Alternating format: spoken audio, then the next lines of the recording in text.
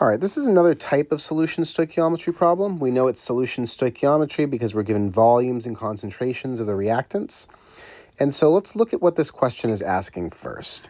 So it starts off by saying, what is the concentration of the PbNO3 solution?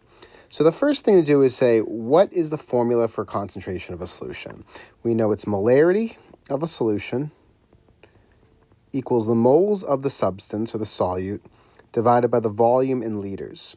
So in order to calculate molarity, we need the moles of, in this case, the PbNO3 and the liters. So what do we know? We are given the volume. It's in milliliters, but we do have it. So that's all set. But we need the moles. So if I want to calculate the molarity of the PbNO3, I need to find the moles of the PbNO3. Nothing else is told to me about the PbNO3, but what is told, I'm given some information about the AlCl3.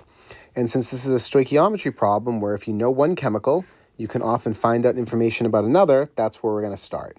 So what do we know about the AlCl3? We know the concentration and we know the volume. So there's a number of ways to do this. If you like using the formula, we can do it that way. So we know that molarity equals moles over liters. So what can we plug in? We can plug in 2.5 molar, that is for AlCl3. The volume, it's 400 milliliters, and if we know that there are 1,000 milliliters in a liter, we can convert and get that the volume is 0.4 liters. So what do we start with? We're looking for the moles of AlCl3. So here's our equation. We'll solve for this. So if you multiply both sides by 0.4, 2.5 times 0.4 equals x. And so therefore x is going to just equal 1 mole. So there's 1 mole of AlCl3 in this instance. Now, what does it say about this? It says that this is reacting with PbNO3. And our goal is to find the concentration of PbNO3. And as we said, to do that, we got to find the moles of that. So what is the relationship between AlCl3 and PbNO3? It is 2 to 3. So if I have 1 mole of AlCl3, for every 2 moles of AlCl3, I will require 3 moles of PbNO3. So 1 times 3 over 2, I get 1.5 moles of PbNO3. And so now I have the missing piece.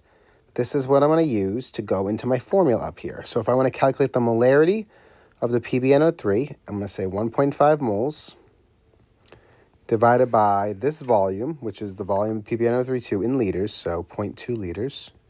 And I'll get the molarity is 7.5 molar. So this is a different type of solution stoichiometry problem. Again, what is the point of stoichiometry? It's to go from one chemical to another. To do that, you need to be in moles. We had all the information we needed about AlCl3, which we then used to find out some information we were missing about the PbNO3.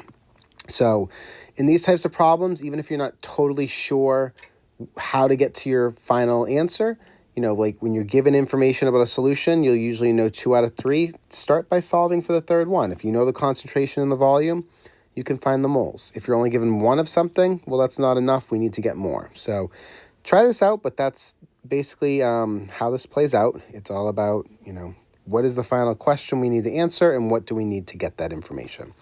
All right, so until next time, I am Derek Genova. Have a delightful day.